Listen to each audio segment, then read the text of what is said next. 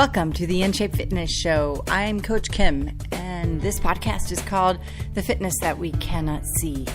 We rely on, as adults, as living, breathing, reality-driven people, we rely on the exercises that we know provide results. We rely on things that we can see, the things that we can feel.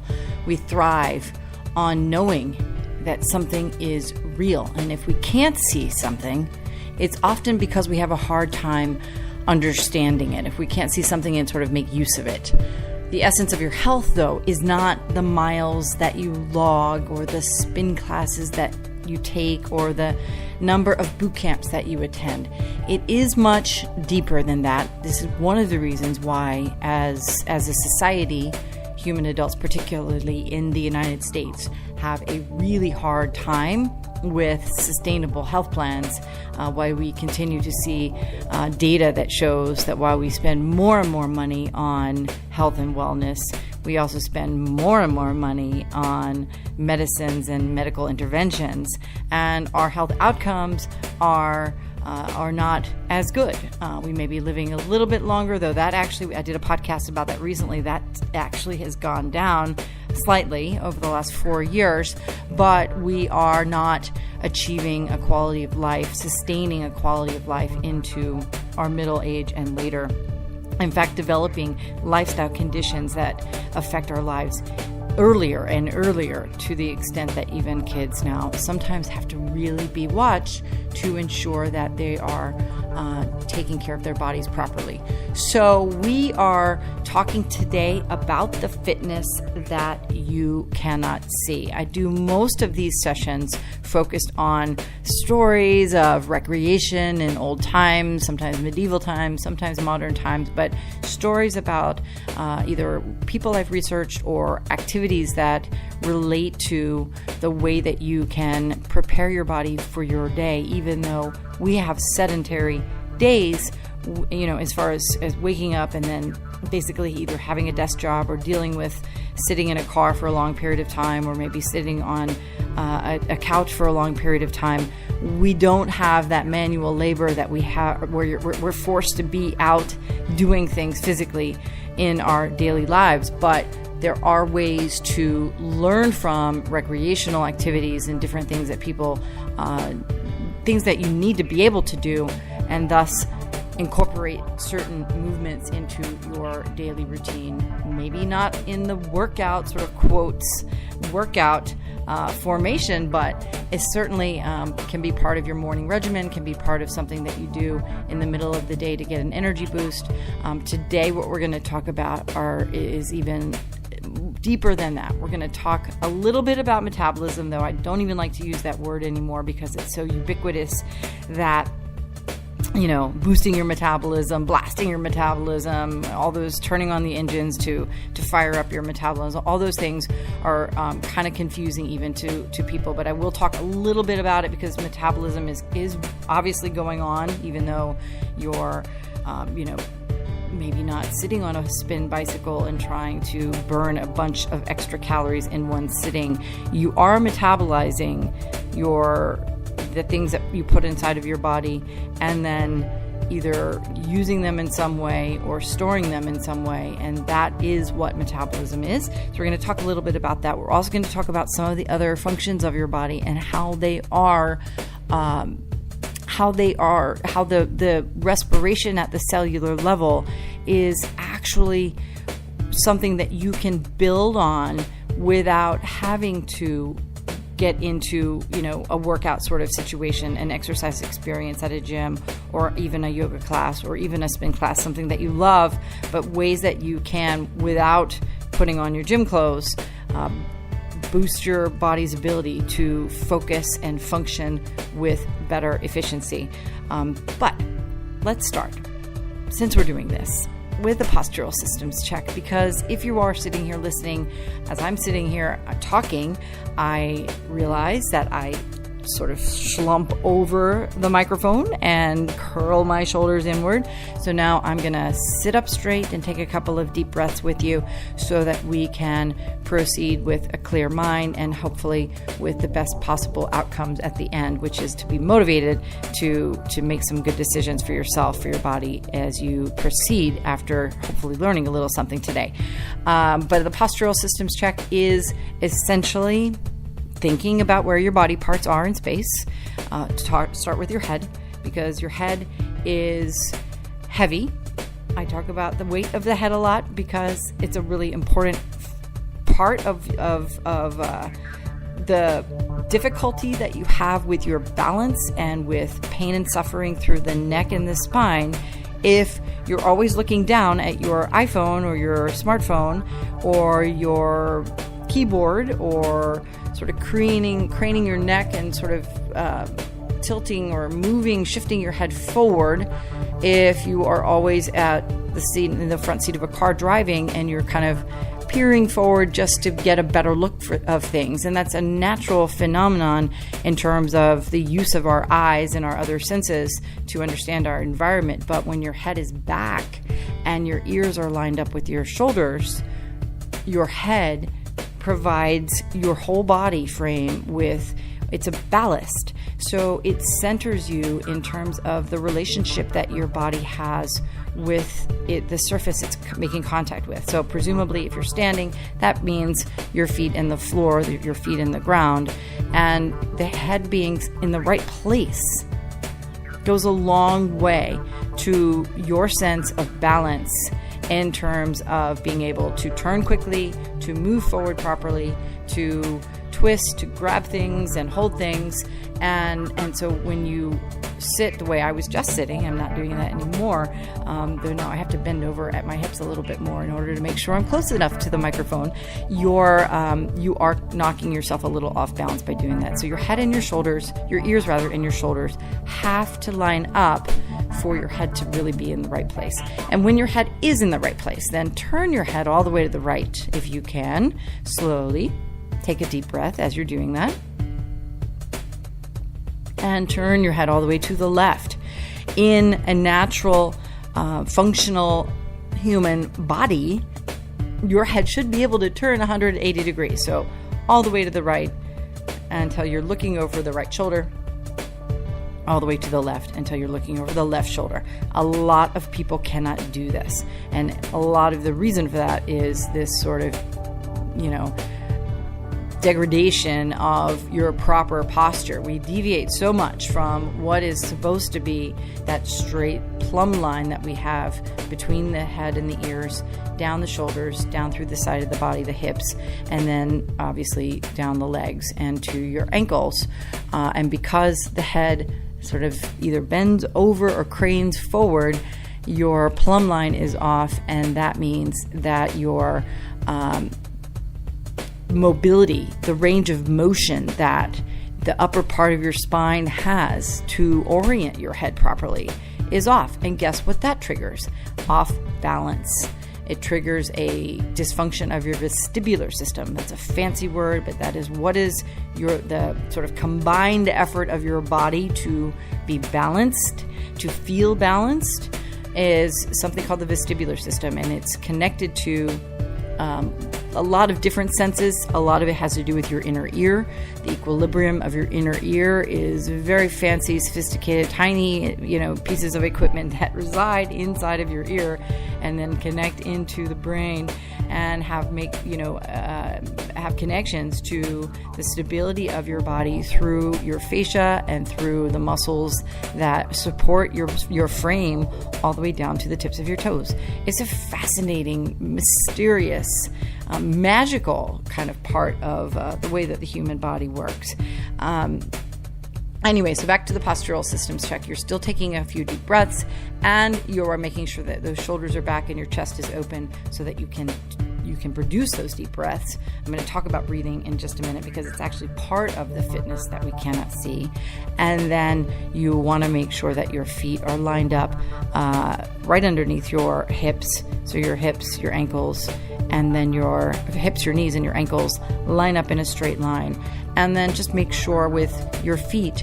And if you're in your office and you're listening to this, take off your shoes for a couple of minutes and just stand up and make contact with your floor and think about the way that you press down onto the floor and how you sort of have four corners of each of your feet. You want to make sure that you're pressing into and making contact with a floor on all four corners. So that means that you don't and you might need to, sort of force this a little bit, but you want to make sure that you're not flattening your feet, like sort of using the pressure of the inside of your foot too much, and you don't want to mash the heel of your feet into the floor, but you want to sort of think about, and this helps you kind of straighten up even as you're doing this. You think about making contact with four corners of your feet, and then you will make contact with your floor with four corners of your feet. It's as easy as that. You just have to think about it. And that's hard. It's not easy to do. The last tip in terms of the postural systems check is to make sure that your tailbone is tucked in, that your butt's not sticking out, and that you are pulling in on your belly button, kind of in and up, zipping up those tummy muscles in order to make sure that your trunk is stable. A lot to think about. That's not a quick postural systems check.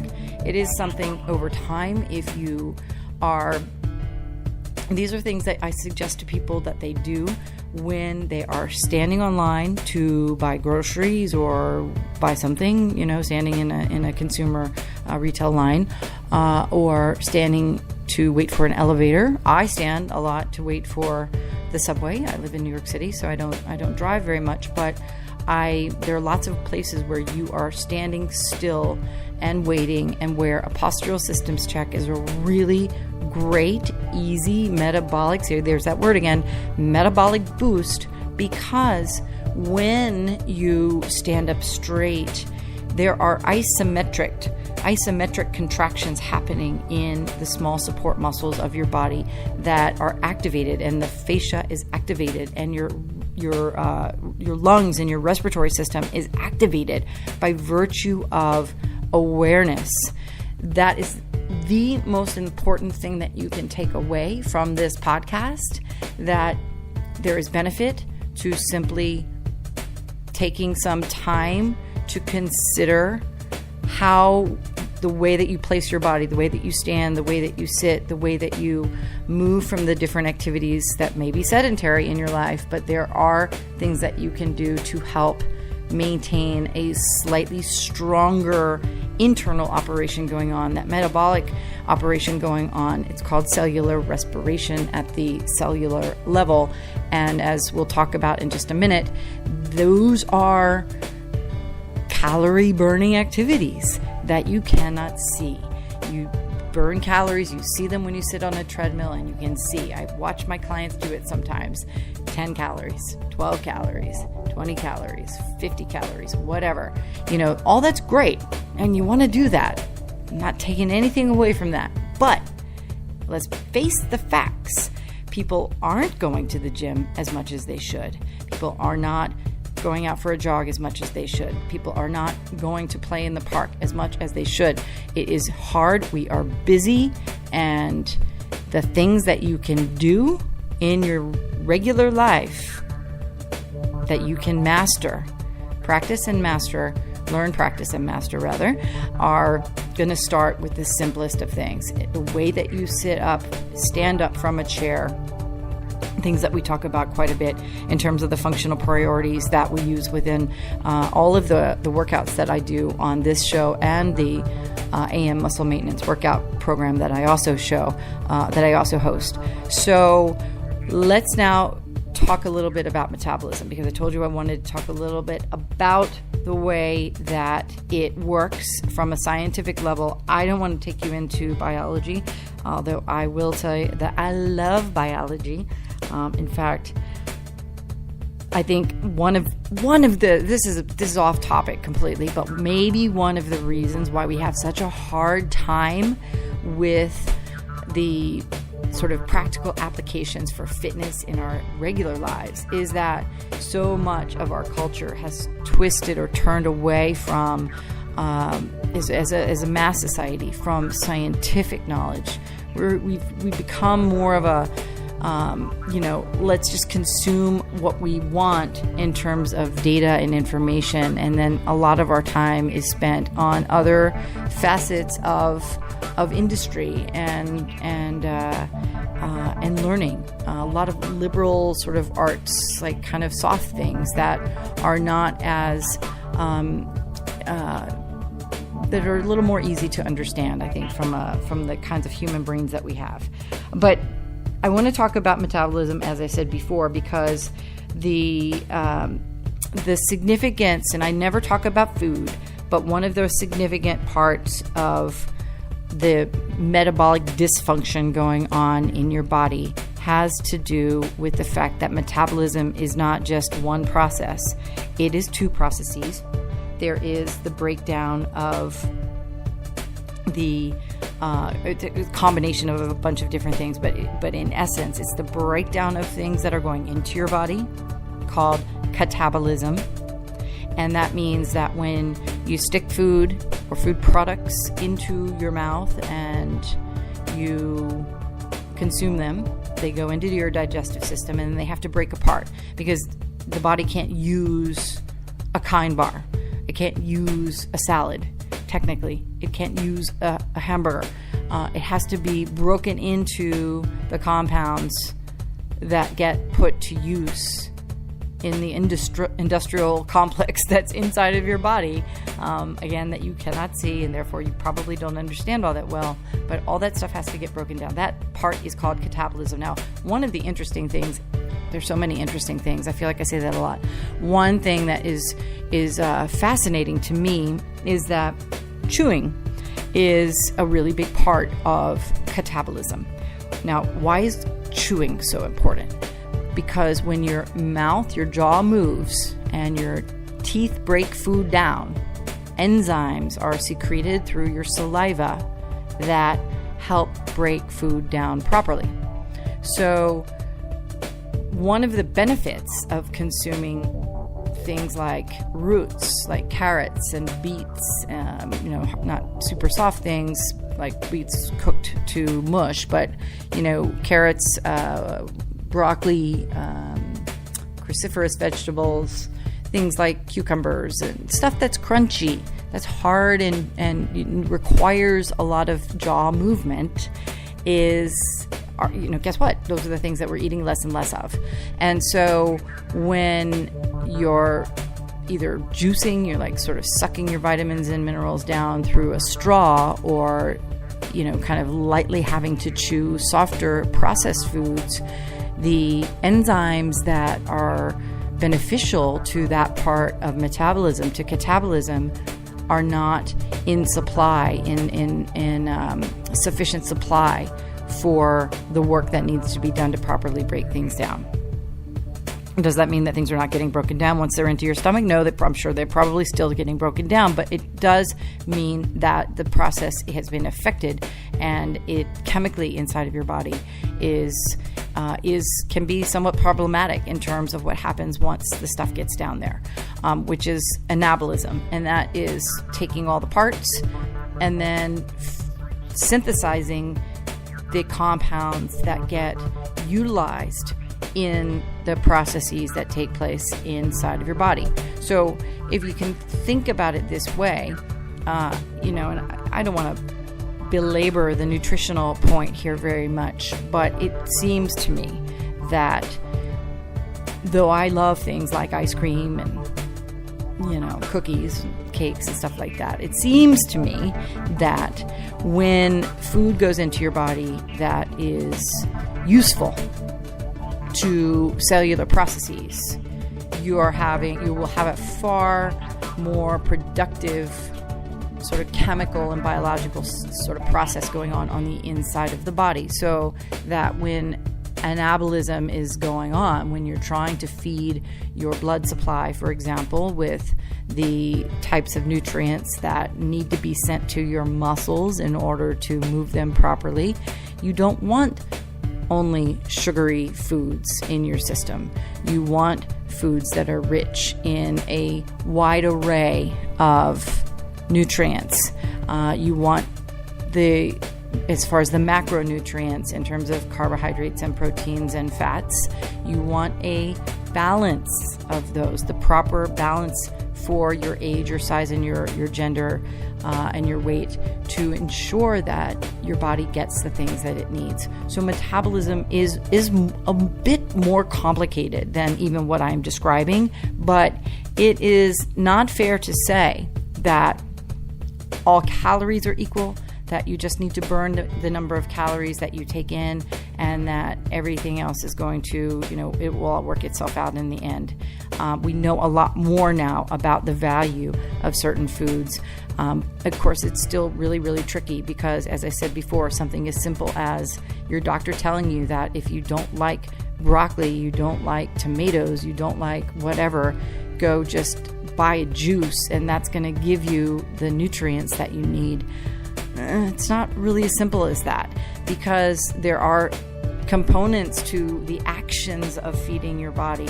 As I said before, just the simple part of chewing the food that produces the enzymes that help break the food down and then get it ready to move into the side of the factory, if you will, that re-synthesize the things that your body needs to send them back out in the opposite direction. It is all very, very complicated, as I said before. But back to metabolism as a sort of, zooming back out to your own actions and how you can benefit from this information.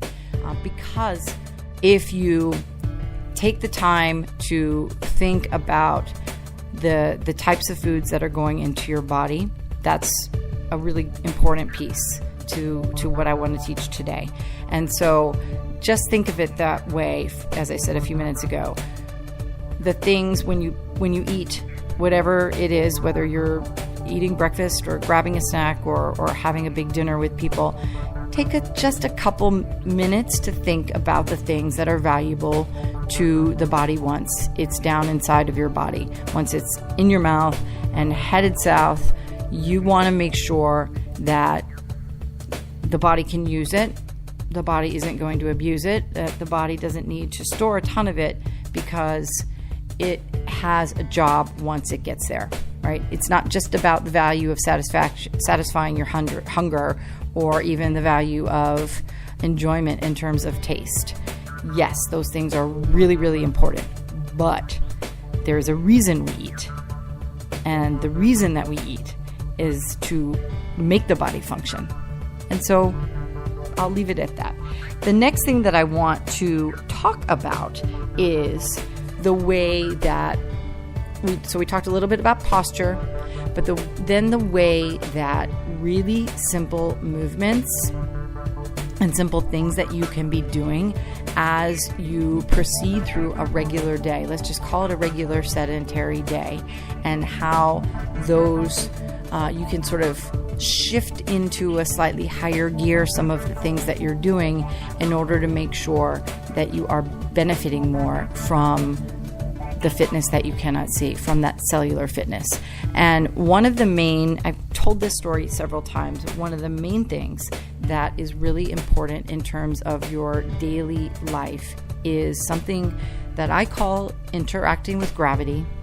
There is a former NASA life science director. She's a doctor. Her name is Joan Vernikos, and I've been following her now for years because it's so fascinating to me. She's retired now from NASA, but she studied the effects that space travel had on the astronauts. So they would, really, really particular measurements that they would take to ensure that the astronaut's body doesn't degrade in space from the time that he or she leaves Earth until the person comes back. But of course it happens because when there isn't gravity interacting with the human body, your bone mass declines, your ability to breathe is altered, your metabolic processes are altered, they slow down, your muscle mass atrophies, and you're tired, you've got, sort of issues with respect to mental wellness.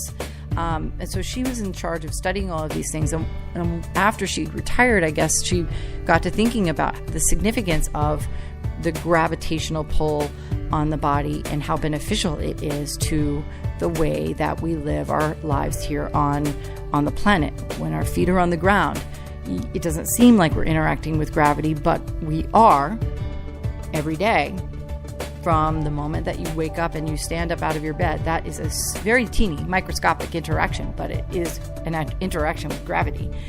So the tricky part is, how do you interact with gravity more?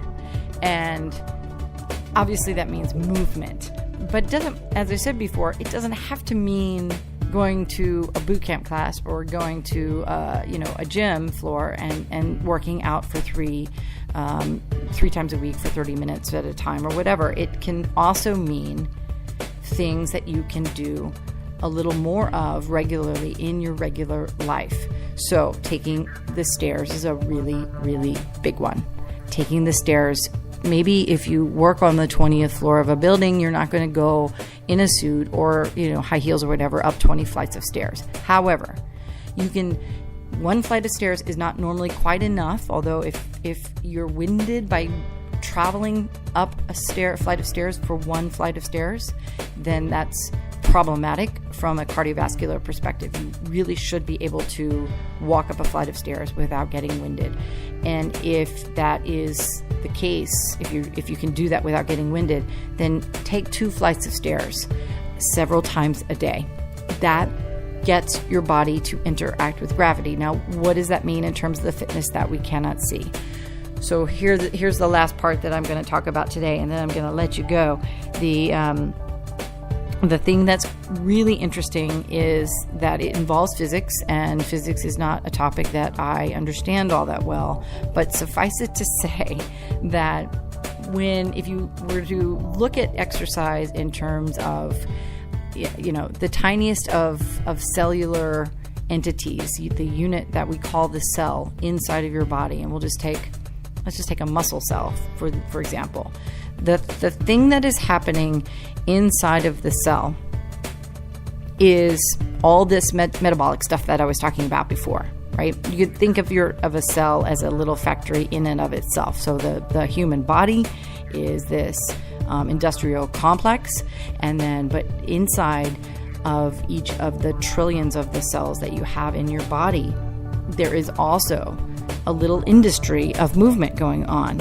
It's fascinating to think about and somewhat mind-boggling, but when you're not moving, the stasis does drift inwards, affecting more than just your general energy level and maybe the sort of idea of morphing into heavier, less energetic, kind of chair-bound human being. The single cells inside of your body each bear the burden of this stasis that takes place because of the sedentary lifestyle that you might be living. And that means that the nucleus in the cell may not be able to function the way that it needs to. The little proteins that need to move around throughout the organelles, and I don't want to get too sciencey. I studied some of this like 20 years ago in my undergrad when I was a biological sciences student, and it's not important for you to know all the specific terms or whatever, but just know that your invisible little soldiers, I call them invisible soldiers of your cells, because there are so many of them in your body. There are trillions and trillions of them, and you need to make sure that they do not kind of render themselves, go dormant all of the time. And that is what the sedentary existence is doing to our bodies. So interacting with gravity, meaning standing up at least once an hour, standing up and sitting down a bunch, is actually a really good thing to do at your office. So if you are sitting and you're focused on something, and you maybe even set a clock once an hour for you to get up, make sure that you get up, go to the bathroom, walk around the hallway, maybe walk around the block. You can also take the stairs, but let's add in one other thing, which is to stand up and sit down and then maybe even drop down into a push-up position and complete a couple of push-ups against even a table as a function of up and down movement, which is that very microscopic gravitational pull that you will benefit from, even though you cannot see it. Listen, if you have any questions, these are really, really sort of arcane concepts here, but please let me know if you have any questions about your own exercise regimen. If you think you need a little bit of help sort of tailoring a sequence or two that you can use in your own life, please let me know. You can sign up through our website, bodybyInShape.com. You can get in touch with me via social media. I'm Coach Kim from In Shape Fitness, and we will see you again next week with another new episode. Have a great weekend.